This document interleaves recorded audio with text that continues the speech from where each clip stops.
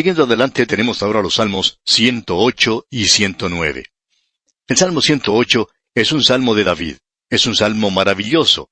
No queremos dedicar demasiado tiempo a esto, pero podemos decir que este salmo ha provocado demasiada crítica. Algunos opinan que esto es algo así como un remiendo, pero no es eso, amigo oyente. Es un gran salmo, y permítanos que enfaticemos eso aquí.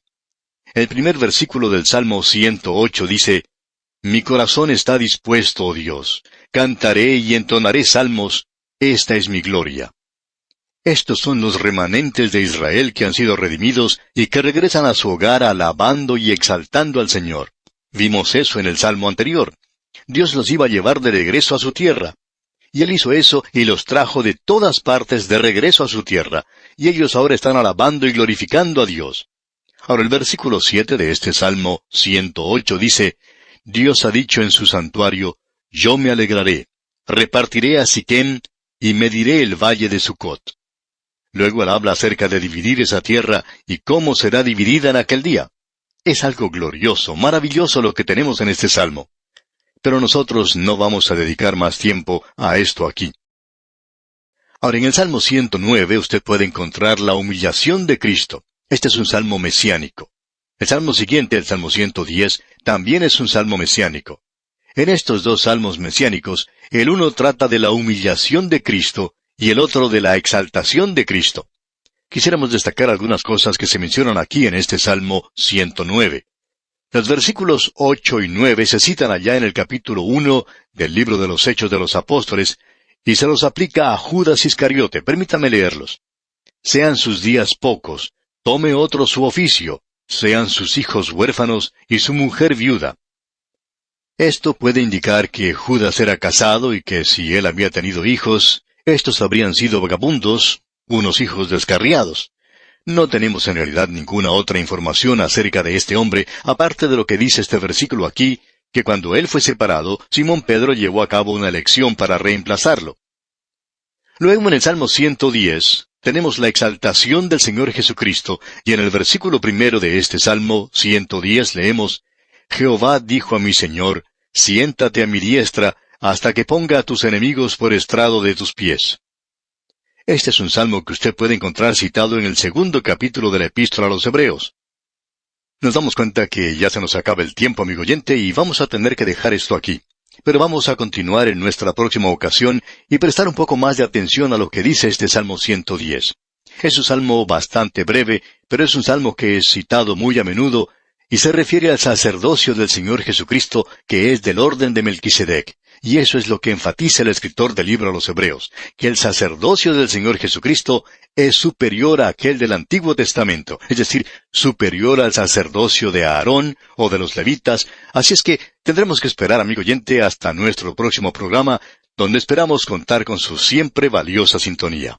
Hasta entonces, pues, amigo oyente, que las incontables bendiciones del Señor inunden su corazón, es nuestra ferviente oración. En nuestro programa anterior, amigo oyente, pasamos sobre el Salmo 110 demasiado rápido.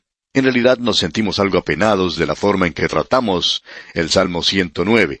Estábamos intentando andar un poco rápido, pero nos damos cuenta que al hacer eso es en realidad una pérdida, y hoy tenemos que regresar o devolvernos un poco, ya que no podemos pasar sobre la palabra de Dios de esta forma y tratarla de la manera en que aparentemente la estamos tratando. Este Salmo 109 es un salmo de humillación del Señor Jesucristo y es muy importante. Es en realidad un salmo imprecatorio y se le conoce como el Salmo Judas Iscariote. Así es como se le ha llamado, ya que este es el salmo que fue citado por Simón Pedro el día de Pentecostés, es decir, 10 días antes de Pentecostés, cuando eligieron a un hombre para que ocupara el lugar vacante de Judas. Y quisiera leer esta sección ya que es demasiado importante como para dejarla de lado. Leamos los versículos 6 hasta el 10 de este Salmo 109. Pon sobre él al impío, y Satanás esté a su diestra. Cuando fuere juzgado, salga culpable, y su oración sea para pecado. Sean sus días pocos, tome otro su oficio, sean sus hijos huérfanos, y su mujer viuda. Anden sus hijos vagabundos, y mendiguen, y procuren su pan lejos de sus desolados hogares. Amigo oyente, usted no puede encontrar algo más espantoso que estos salmos imprecatorios. Y creemos que este es el más terrible de todos ellos y se aplica a Judas Iscariote. Creemos que probablemente no deberíamos haberlo pasado por alto en la forma en que lo hicimos antes, debido a que se da muy poca atención en el presente a la condición en que está el perdido. Que sepamos nosotros, no hay nadie que esté defendiendo a Judas Iscariote. Imaginamos que puede existir alguna organización y algunos jueces que podrían haber dejado en libertad a Judas Iscariote. En realidad, estos declararían inocente a Judas y declararían a Jesús culpable. Pero la palabra de Dios nos muestra muy claramente que Él es un hombre perdido. Este salmo que tenemos ante nosotros demuestra que esto es alarmante y también nos muestra que la condición del perdido es alarmante. Es algo terrible el ser un hombre perdido. Se dice de este hombre que hubiera sido mejor no haber nacido, es decir, que no hubiera nacido. Cuando el Señor Jesucristo estuvo entre nosotros, Él habló con toda claridad sobre la condición del perdido, e indicó que era una cosa terrible. Allí en el Evangelio según San Juan, capítulo 3, versículo 36, donde el Juan el Bautista presenta una invitación maravillosa, también demuestra el otro lado de las cosas. Juan dijo, «El que cree en el Hijo tiene vida eterna, pero el que rehúsa creer en el Hijo no verá la vida, sino que la ira de Dios está sobre él». No vemos cómo podemos hacer esto más enérgico, pero en el presente existe algunas personas que están tratando de enseñar que los perdidos van a tener una segunda oportunidad, o que van a tener otra esperanza, y que nosotros no debemos entonces ser tan empecinados o intolerantes en cosas como estas, que Dios puede tener otro camino.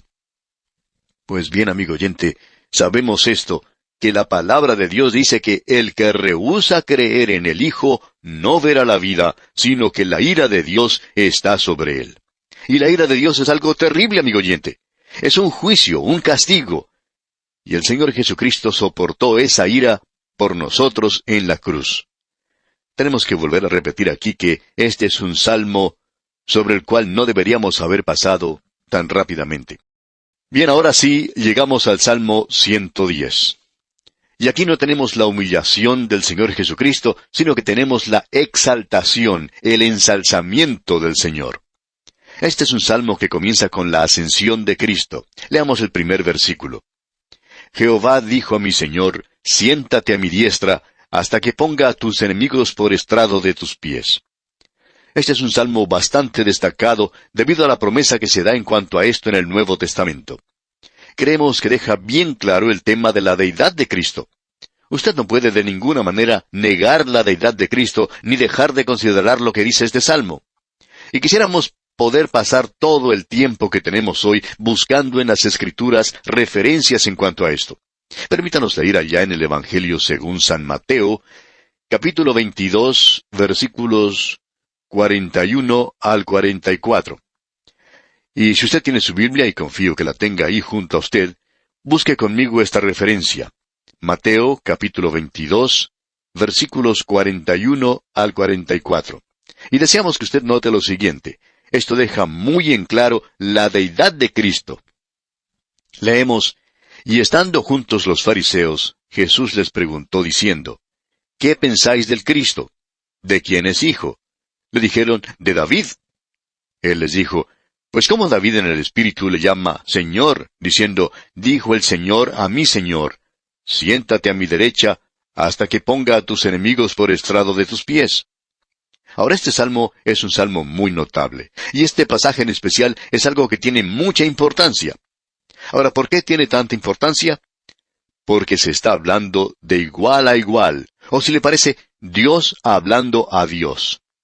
Esto es citado nuevamente en los libros de Marcos, Lucas y una vez más en el libro de los Hechos de los Apóstoles. También lo puede usted leer allá en el primer capítulo del libro de Hebreos en el versículo 13. Esto es algo que uno no puede pasar por alto. Si alguien dice que la Biblia no enseña las verdades de Jesucristo, entonces estas personas no están familiarizadas con la palabra de Dios. Permítanos leer este versículo aquí en el capítulo 1 de la Epístola a los Hebreos, versículo 13. Allí dice, pues ¿a cuál de los ángeles dijo Dios jamás, siéntate a mi diestra hasta que ponga a tus enemigos por estrado de tus pies? Nos damos cuenta entonces que esta sección declara la deidad del Señor Jesucristo. Esto no lo podemos pedir que se nos presente de una forma más clara de lo que se nos presenta aquí. Podemos pasar mucho tiempo con este salmo, y lo vamos a leer. Leamos ahora el versículo 2. Jehová enviará desde Sión la vara de tu poder, domina en medio de tus enemigos. Esto nos habla de la venida de Cristo a este mundo a reinar en Sión, ya que Isaías dijo en el capítulo 2, versículo 3, porque de Sión saldrá la ley, y de Jerusalén la palabra de Jehová. Ese será el centro del gobierno de esta tierra en estos últimos días. Y Dios tiene un propósito para este pueblo en el futuro. Ahora el versículo 3 dice, tu pueblo se te ofrecerá voluntariamente en el día de tu poder, en la hermosura de la santidad. Desde el seno de la aurora tienes tú el rocío de tu juventud. En ese entonces se podrá ver el más grande movimiento hacia el Señor Jesucristo que haya tenido lugar en este mundo. Alguien ha dicho que Dios salvará a más gente durante ese tiempo que los que se perderán. Parecería que en el presente las cosas no están andando muy bien, pero como usted se da cuenta, amigo oyente, Él no ha finalizado todavía.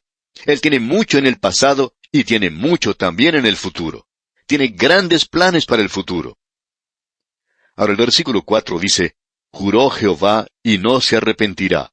Tú eres sacerdote para siempre, según el orden de Melquisedec. Nuevamente tenemos aquí algo que en realidad es muy importante, y es que el Señor Jesús es el sumo sacerdote según el orden de Melquisedec. Aquí tenemos algo que tendremos que hacer esperar hasta llegar a la epístola a los Hebreos para desarrollarlo bien, ya que aquí tenemos una de las grandes verdades de la palabra de Dios. Para recalcar esto, permítanos leer allá en la epístola a los Hebreos, precisamente capítulo 5, versículos 6 al 8. Como también dice en otro lugar, tú eres sacerdote para siempre, según el orden de Melquisedec. Y Cristo, en los días de su carne, ofreciendo ruegos y súplicas con gran clamor y lágrimas al que le podía liberar de la muerte, fue oído a causa de su temor reverente. Y aunque era hijo, por lo que padeció, aprendió la obediencia. Aquí se nos presentan la deidad y la humanidad de nuestro Señor Jesucristo. Ahora, volviendo al Salmo 110, leamos los versículos 5 y 6. El Señor está a tu diestra, quebrantará a los reyes en el día de su ira. Juzgará entre las naciones, las llenará de cadáveres, quebrantará las cabezas en muchas tierras. Como usted se da cuenta, amigo oyente, Él viene en juicio. Eso lo deja muy claro allá en el Salmo 2. Él los quebrantará con una vara de hierro. Y el último versículo de este Salmo 110, el versículo 7, dice, del arroyo beberá en el camino, por lo cual levantará la cabeza. En otras palabras, se nos dice aquí que Él está en camino hacia ese juicio.